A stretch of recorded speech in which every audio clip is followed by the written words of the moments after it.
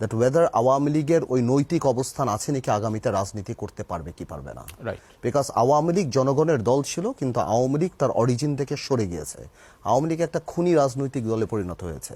ছাত্রলীগ যুবলীগ একটা হিটলারের বাহিনীর মতো একটা পর্যায়ে চলে গেছে। তো আওয়ামী লীগ আগামীতে রাজনীতি করতে পারবে কি পারবে না, এবং আওয়ামী লীগের প্রেসিডিয়াম, আওয়ামী লীগের যারা নীতি নির্ধারণ, একটা তো আছে হোম মিনিস্টার, এটা ওইটা, যাদের এক্সিকিউটিভ ক্ষমতা আছে। যাদের এক্সিকিউটিভ ক্ষমতা নেই তারা তাদের ওখানকার পলিসিটা কি ছিল।